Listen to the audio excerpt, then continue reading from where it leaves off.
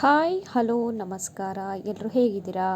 I hope ಎಲ್ಲರೂ ಚೆನ್ನಾಗಿದ್ದೀರಾ ಅಂತ ಭಾವಿಸ್ತೀನಿ. ನಿಮಗೆ ತಮ್ಲೈನ್ ನೋಡೇ ಗೊತ್ತಾಗಿರುತ್ತೆ. ಇವತ್ತು ನಾನು ಬಿಸಿ ಬಿಸಿ ರಾಗಿ ರೊಟ್ಟಿಗೆ ಅಣ್ಣೆ ಸೊಪ್ಪಿನ ಪಲ್ಯವನ್ನು ಮಾಡಿದ್ದೀನಿ. ಈ ಒಂದು ಅಣ್ಣೆ ಸೊಪ್ಪಿನ ಪಲ್ಯ ಅಂದರೆ ಸಿಕ್ಕಾಪಟ್ಟೆ ಫೇಮಸ್ಸು ನಮ್ಮ ಕಡೆ. ಸೊ ಆರೋಗ್ಯಕ್ಕೂ ಸಹ ತುಂಬ ಒಳ್ಳೆಯದು. ಸೊ ಈ ಒಂದು ಅಣ್ಣೆ ಸೊಪ್ಪಿನ ಪಲ್ಯ ಜೊತೆಗೆ ರಾಗಿ ರೊಟ್ಟಿನ ಯಾವ ರೀತಿಯಾಗಿ ಮಾಡಿದ್ದೀನಿ ಅಂತ ನಾನು ಈ ಒಂದು ವಿಡಿಯೋದಲ್ಲಿ ನಿಮಗೆ ತಿಳಿಸ್ಕೊಡ್ತೀನಿ. ತುಂಬ ರುಚಿಯಾಗಿ ಬಂದಿರುವಂತಹ ಒಂದು ಅಣ್ಣೆ ಸೊಪ್ಪಿನ ಪಲ್ಯ ಮಕ್ಕಳಿರ್ಬೋದು, ವಯಸ್ಸಾದರಿರ್ಬೋದು ಅಥವಾ ಯಾರೇ ಆದ್ರೂ ಸಹ ಈ ಒಂದು ಪಲ್ಯನ ತುಂಬ ಇಷ್ಟಪಟ್ಟು ತಿಂತಾರೆ. ತುಂಬ ಸಿಂಪಲ್ಲಾಗಿ ನಾನು ಈ ಒಂದು ಪಲ್ಯನ ರೆಡಿ ಮಾಡಿದ್ದೀನಿ. ಸೊ ಯಾವ ರೀತಿಯಾಗಿ ಪ್ರಿಪೇರ್ ಮಾಡಿದೆ ಅನ್ನೋದನ್ನು ಈ ವಿಡಿಯೋದಲ್ಲಿ ನಾನು ತೋರಿಸ್ಕೊಡ್ತೀನಿ. ನೋಡ್ತಾ ಇದ್ದೀರಲ್ಲ, ಮೊದಲೇದಾಗಿ ಇದು ಈ ಮಳೆಗಾಲದಲ್ಲಿ ಅತಿ ಹೆಚ್ಚಾಗಿ ಹೊಲಗದ್ದೆಗಳಲ್ಲಿ ಸಿಗುವಂತಹ ಒಂದು ಅಣ್ಣೆ ಸೊಪ್ಪು. ಇದು ಚಿಗುರಿರುವಾಗಲೇ ತಿನ್ನಬೇಕು. ಸೊ ತುಂಬ ಟೇಸ್ಟಿಯಾಗಿರುತ್ತೆ, ಹೆಲ್ತಿಗೂ ಸಹ ತುಂಬ ಒಳ್ಳೆಯದು. ಸೊ ನಾನು ಇದನ್ನು ಆಲ್ರೆಡಿ ವಾಶ್ ಮಾಡಿ ಇಟ್ಟಿದ್ದೀನಿ. ನೋಡ್ತಾ ಇದ್ದೀರಲ್ಲ. ಸೊ ಮಳೆಗಾಲ ಆಗಿರೋದ್ರಿಂದ ಮಳೆ ಬಂದಾಗ ಸ್ವಲ್ಪ ಮಣ್ಣೆಲ್ಲ ಆಗಿರುತ್ತೆ. ಸೊ ಅದಕ್ಕೋಸ್ಕರ ತುಂಬ ಚೆನ್ನಾಗಿ ಫಸ್ಟಿಗೆ ನಾವು ವಾಶ್ ಮಾಡ್ಕೋಬೇಕು. ಇದ್ರ ಸ್ಮೆಲ್ಲು ಸಹ ತುಂಬ ಟೇಸ್ಟಿಯಾಗಿರುತ್ತೆ. ಒಮ್ಮೆ ನಾನು ನಿಮಗೆ ತೋರಿಸ್ತಿದ್ದೀನಿ ನೋಡಿ. ತುಂಬ ಚೆನ್ನಾಗಿರುತ್ತೆ, ಆರೋಗ್ಯಕ್ಕೂ ಸಹ ಸೊ ಒಳ್ಳೆಯದು. ನಾನು ಈ ಒಂದು ಅಣ್ಣೆ ಸೊಪ್ಪಿನ ಪಲ್ಯನ ಯಾವ ರೀತಿಯಾಗಿ ಮಾಡ್ತೀನಿ ಅನ್ನೋದನ್ನು ಸಹ ನಾನು ಸಿಂಪಲ್ಲಾಗಿ ನಿಮಗೆ ತೋರಿಸ್ಕೊಡ್ತಾ ಹೋಗ್ತೀನಿ. ಈಗಾಗಲೇ ನಾನು ಅಣ್ಣೆ ಸೊಪ್ಪನ್ನು ಚೆನ್ನಾಗಿ ತೊಳೆದು ಕಟ್ ಮಾಡಿ ಮತ್ತೆ ಒಮ್ಮೆ ಇನ್ನೊಂದು ಸರಿ ತೊಳೆದು ಚೆನ್ನಾಗಿ ಕಟ್ ಮಾಡಿಕೊಂಡು ಇಟ್ಕೊಂಡಿದ್ದೀನಿ. ಸೊ ಇದು ಹೆಲ್ತಿ, ತುಂಬ ಒಳ್ಳೆಯದು. ಸೊ ಸಿಂಪಲ್ಲಾಗಿ ನಾನು ಒಗ್ಗರಣೆ ಕೊಡೋಕ್ಕೆ ಹಸಿಮೆಣಸಿನ್ಕಾಯಿ, ಕರಿಬೇವು ಜೊತೆಗೆ ಕಟ್ ಮಾಡಿಟ್ಟಿರುವಂತಹ ಈರುಳ್ಳಿ, ಟೊಮೊಟೊ, ಕೊತ್ತಂಬರಿ ಸೊಪ್ಪು ಜೊತೆಗೆ ಒಂದು 2 ಗೆಡ್ಡೆಯಷ್ಟು ಈರುಳ್ಳಿನ ಚೆನ್ನಾಗಿ ಸ್ಲೈಸ್ ಮಾಡ್ಕೊಂಡಿದ್ದೀನಿ. ಈಗ ಸಿಂಪಲ್ಲಾಗಿ ಒಗ್ಗರಣೆ ತೊಗೊಬಿಡೋಣ. ಸೊ ನಾನಿಲ್ಲಿ 1 ಸೌಟಷ್ಟು ಕುಕ್ಕಿಂಗ್ ಆಯಿಲ್ನ ಬಳಸ್ತಾ ಇದ್ದೀನಿ. ಸಿಂಪಲ್ ಅಂದರೆ ಸಿಂಪಲ್ಲಾಗಿ ಒಂದು ಒಗ್ಗರಣೆ ಕೊಟ್ಬಿಟ್ರೆ ಅದ್ಭುತವಾಗಿ ಈ ಒಂದು ಪಲ್ಯ ರೆಡಿ ಆಗುತ್ತೆ. ನಾನು 1/2 ಟೇಬಲ್ ಸ್ಪೂನಷ್ಟು ಜೀರಿಗೆ ತೊಗೊಂಡಿದ್ದೀನಿ. ಜೊತೆಗೆ 1/2 ಟೇಬಲ್ ಸ್ಪೂನಷ್ಟು ಸಾಸಿವೆನ ಆ್ಯಡ್ ಮಾಡ್ಕೋತಿದ್ದೀನಿ. ಚಟಪಟ ಅಂದ ತಕ್ಷಣವೇ ನಾವು ಹಸಿಮೆಣಸಿನ್ಕಾಯಿ, ಕರಿಬೇವು, ಕಟ್ ಮಾಡಿರೋ ಟೊಮೊಟೊ, ಈರುಳ್ಳಿ ಎಲ್ಲದನ್ನು ಸಹ ಚೆನ್ನಾಗಿ ಫ್ರೈ ಮಾಡ್ಕೋಬೇಕು. ಸೊ ನೋಡಿ, ಎಣ್ಣೆ ಚೆನ್ನಾಗಿ ಕಾದಿದೆ. ಸೊ ಕರಿಬೇವು ಜೊತೆಗೆ ಒಂದು 2 ಎಸಳಷ್ಟು ನಾನು ಕರಿಬೇವನ್ನ ತೊಗೊಂಡಿದ್ದೀನಿ. ಜೊತೆಗೆ ಒಂದು 4 ಹಸಿ ಮೆಣಸಿನ್ಕಾಯಿನ ಚಿಕ್ಕದಾಗಿ ಕಟ್ ಮಾಡ್ಕೊಂಡಿದ್ದೀನಿ. ಇದು ಚೆನ್ನಾಗಿ ಫ್ರೈ ಆಗಬೇಕು. ಸೊ ಚೆನ್ನಾಗಿ ಫ್ರೈ ಆಗ್ತಾ ಇದೆ. ಸೊ ಕಟ್ ಮಾಡ್ಕೊಂಡಿರೋ ಈರುಳ್ಳಿ ಜೊತೆಗೆ ಟೊಮೊಟೊನೂ ಸಹ ಆ್ಯಡ್ ಮಾಡ್ತಾಯಿದ್ದೀನಿ.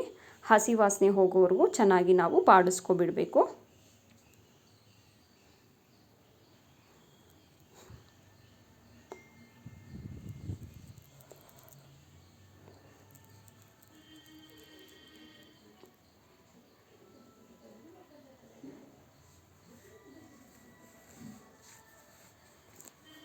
ನೋಡಿದ್ರಲ್ಲ, ಚೆನ್ನಾಗಿ ಫ್ರೈ ಆಗ್ತಾ ಇದೆ. ಈರುಳ್ಳಿ ಟೊಮೊಟೊ ಚೆನ್ನಾಗಿ ಸಾಫ್ಟ್ ಆಗಬೇಕು. ಸೊ ನಾನಿಲ್ಲಿ ರುಚಿಗೆ ತಕ್ಕಷ್ಟು ಉಪ್ಪನ್ನು ಆ್ಯಡ್ ಮಾಡ್ತಾಯಿದ್ದೀನಿ.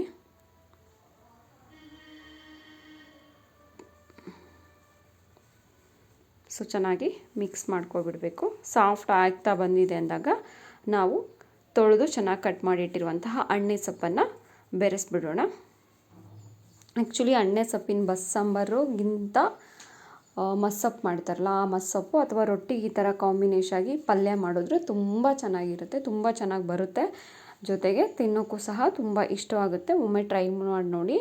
ಆಲ್ಮೋಸ್ಟ್ ಅಲ್ಲಿ ಮಳೆಗಾಲದ ಸೀಸನ್ ಬಂತು ಅಂದರೆ ಹಣ್ಣು ತರಕಾರಿ ಜೊತೆಗೆ ಈ ಥರ ಸೊಪ್ಪಿಗಳಿಗೆ ಹಳ್ಳಿ ಭಾಗದಲ್ಲಿ ಯಾವುದೇ ರೀತಿಯಾದಂಥ ಕೊರತೆನೇ ಇರಲ್ಲ. ಸೊ ನಮ್ಮಮ್ಮನೂ ತಂದು ಕೊಟ್ಟಿದ್ರು. ಸೊ ಅದಕ್ಕೋಸ್ಕರ ನಾನು ಮಾಡ್ತಾಯಿದ್ದೀನಿ. ಇದೆ ನೋಡಿ, ಆಲ್ಮೋಸ್ಟ್ ಅಲ್ಲಿ ಸಾಫ್ಟ್ ಆಗ್ತಾ ಬಂದಿದೆ. ಆದಷ್ಟು ಬೇಗ ಕಂದುಬಿಡುತ್ತೆ. ಸೊ ನಾನು ಫೈನಲಿ ಕೊತ್ತಂಬರಿ ಸೊಪ್ಪನ್ನು ಆ್ಯಡ್ ಮಾಡಿ ಚೆನ್ನಾಗಿ ಮಿಕ್ಸ್ ಮಾಡ್ತಾಯಿದ್ದೀನಿ. ಸೊ ನಾವಿಲ್ಲಿ ಒಂದು ಸ್ವಲ್ಪವೂ ಸಹ ನೀರು ಹಾಕೋದೇ ಬೇಡ. ಹಾಗೆ ಫ್ರೈ ಮಾಡಿದರೆ ನೀರಿನಲ್ಲಿರುವಂತಹ ಸೊಪ್ಪಿನಲ್ಲಿರುವಂತಹ ನೀರಿನ ಅಂಶ ಬಿಡ್ತಾ ಹೋಗುತ್ತೆ. ನೋಡ್ತಾ ಇರ್ಬೋದು ಯಾವ ರೀತಿಯಾಗಿ ನೀರಿನ ಒಂದು ಅಂಶ ಬಿಟ್ಟಿದೆ, ಫ್ರೈ ಆಗ್ತಾ ಇದೆ ಅಂತ.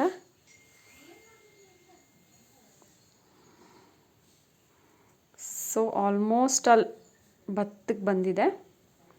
ಸೊ ಚೆನ್ನಾಗಿ ಅದರಲ್ಲಿ ಬಿಟ್ಕೊಂಡಿರುವಂತಹ ನೀರಲ್ಲೇ ನಾವು ಇದನ್ನು ಚೆನ್ನಾಗಿ ಬೇಯಿಸ್ಕೊಬಿಡಬೇಕು. ಎಕ್ಸ್ಟ್ರಾ ನೀರು ಹಾಕ್ಬಿಟ್ರೆ ಮೆತ್ತೆ ಆಗಿಬಿಡುತ್ತೆ.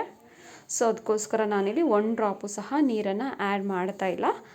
ಸೊ ಇದು ಆಲ್ಮೋಸ್ಟ್ ಆಲ್ ಇನ್ನೊಂದು ಸ್ವಲ್ಪ 80% ಬೆಂದಾಗಿದೆ ಅಂದಾಗ ಮನೇಲೇ ಮಾಡಿರುವಂತಹ 1 ಟೇಬಲ್ ಸ್ಪೂನಷ್ಟು ಸಾಂಬಾರ್ ಪೌಡರ್, ಜೊತೆಗೆ 1/4 ಟೇಬಲ್ ಸ್ಪೂನಷ್ಟು ಪೆಪ್ಪರ್ ಪೌಡ್ರು, ಜೊತೆಗೆ 1/4 ಸ್ಪೂನಷ್ಟು ಅರಿಶಿಣದ ಪುಡಿಯನ್ನು ಸಹ ಬೆರೆಸಿ ಚೆನ್ನಾಗಿ ಮಿಕ್ಸ್ ಮಾಡಿಬಿಟ್ರೆ ಫೈನಲಿ ಅಣ್ಣೆ ಸೊಪ್ಪಿನ ಒಂದು ಸೊಪ್ಪಿನ ಪಲ್ಯ ರೆಡಿ ಆಗುತ್ತೆ.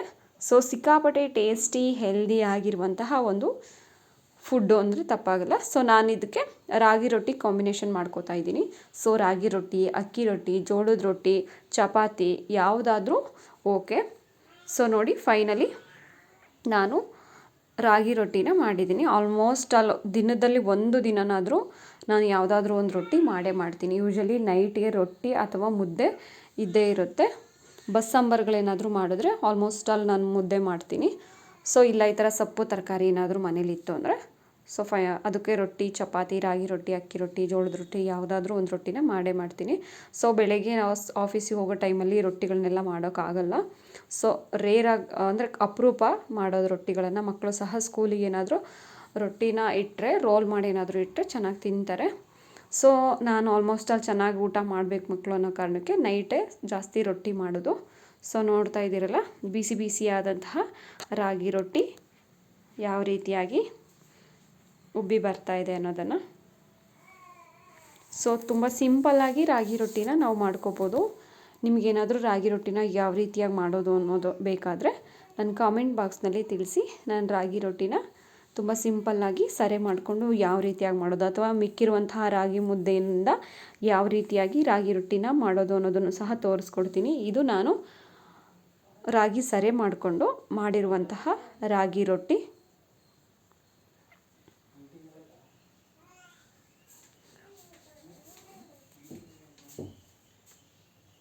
ಸೊ ಸಿಂಪಲ್ಲಾಗಿ ಮಾಡುವಂತಹ ರಾಗಿ ರೊಟ್ಟಿ ಇದು. ಸೊ ನೋಡಿ ಯಾವ ಥರ ಉಬ್ಬಿ ಬರ್ತಾ ಇದೆ ಅಂತ.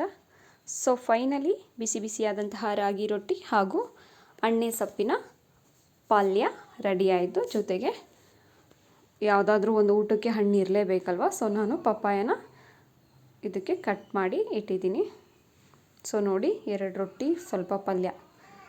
ಯೂಶಲಿ ರೊಟ್ಟಿಗೆ ಪಲ್ಯ ಅಥವಾ ಕಾಳಿಂದು ಈ ಮೊಳಕೆ ಕಾಳು ಪಲ್ಯ ಅಥವಾ ಈ ತರಕಾರಿಗಳ ಮಿಕ್ಸ್ ತರಕಾರಿ ಪಲ್ಯ ಅಥವಾ ಈ ಥರ ಸೊಪ್ಪಿನ ಪಲ್ಯ ಅಂದರೆ ನನಗೆ almost all favourite. Finally healthy ಒಂದು ಊಟ ರೆಡಿಯಾಗಿದೆ. ಸೊ ತುಂಬ ಈಸಿ, ಟೇಸ್ಟಿ. ಯಾವುದೇ ಅಡುಗೆ ಮಾಡಬೇಕಾದ್ರೂ ಇಷ್ಟಪಟ್ಟು ಮಾಡಿದ್ರೆ ಆಲ್ಮೋಸ್ಟ್ ಆಲ್ ಎಲ್ಲ ಅಡುಗೆಗಳು ಸಹ ತುಂಬ ಚೆನ್ನಾಗಿ ಬಂದೇ ಬರುತ್ತೆ ಅನ್ನೋದಕ್ಕೆ ಇದು ಉದಾಹರಣೆ. ನನಗೆ ಫಸ್ಟಿಗೆ ರಾಗಿ ರೊಟ್ಟಿ ಸುಡೋಕ್ಕೆ ಬರ್ತಾ ಇರಲಿಲ್ಲ. ಸೊ ಇವಾಗ ಸಿಂಪಲ್ಲಾಗಿ ರೆಡಿಯಾಗಿದೆ. ಮತ್ತೆ ಸಿಗ್ತೀನಿ. ಧನ್ಯವಾದಗಳು.